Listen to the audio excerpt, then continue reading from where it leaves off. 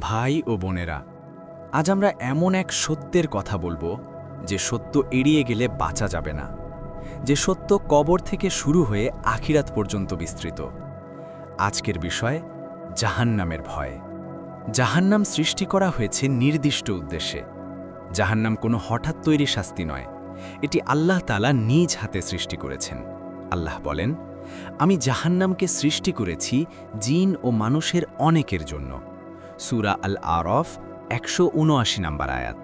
এর উত্তর হিসেবে আল্লাহ তাআলা বলেন, কারণ তারা সত্য দেখেও অস্বীকার করেছে, নামাজ ছেড়েছে, আল্লাহের আদেশকে তুচ্ছ করেছে।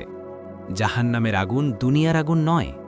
রাসূলুল্লাহ সাল্লাল্লাহু আলাইহি ওয়াসাল্লাম বলেছেন, জাহান্নামের আগুন দুনিয়ার আগুনের তুলনায় ৬৯ গুণ বেশি উত্তপ্ত। সহিহ মুসলিম। ভাবুন, দুনিয়ার আগুনে ১ সেকেন্ড হাত রাখলে কি হয়, আর সেখান থেকে কোনো মৃত্যু নেই, কোনো শেষ নেই। কুরআনে জানা যায় জাহান্নামের একটি স্তর নয়, বহু স্তর আছে। মুনাফিকরা জাহান্নামের সর্বনিম্ন স্তরে থাকবে। সূরা আন-নিসা ১৪৫ নম্বর আয়াত। প্রতিটি স্তরে আলাদা শাস্তি, আলাদা আগুন, আলাদা যন্ত্রণা। জাহান্নামের খাদ্য ও পানীয় সম্পর্কে আল্লাহ বলেন, তাদের জন্য কোনো খাবার নেই কাঁটাযুক্ত গাছ ছাড়া। সূরা আল গাশিয়াহ ৬ নম্বর আয়াত। আর পানীয়, তাদের পান করানো হবে ফুটন্ত পানি, যা তাদের নাড়িভুড়ি ছিন্ন ভিন্ন করে দেবে। সূরা মুহাম্মদ ১৫ নম্বর আয়াত। এটি পানি নয়, এটি শাস্তি। জাহান্নামের মানুষেরা চিৎকার করে সেদিন বলবে, হে আমাদের রব, আমাদের দুনিয়ায় ফিরিয়ে দাও। সূরা আল মুমিনুন ৯৯ থেকে ১০০ নম্বর আয়াত। কিন্তু আল্লাহ বলবেন, না, ফিরে যাওয়ার সুযোগ শেষ।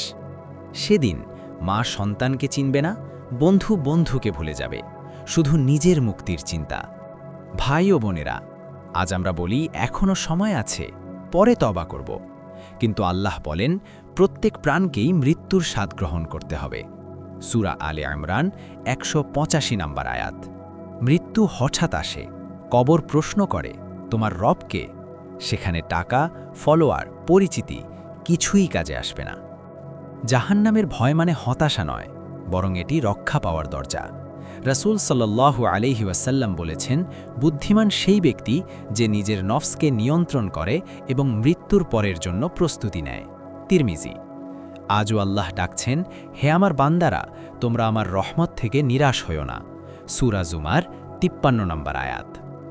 ভাই ও বোনেরা, এই ভিডিও যদি আপনার চোখ ভিজিয়ে দেয়, এই ভয় যদি হৃদয়ে লাগে, তাহলে আজই নামাজে ফিরে আসুন, হারাম ছেড়ে দিন, আল্লাহের কাছে কাঁদুন, বলুন, হে আল্লাহ, আমাকে ও আমার পরিবারকে জাহান্নাম থেকে রক্ষা করুন।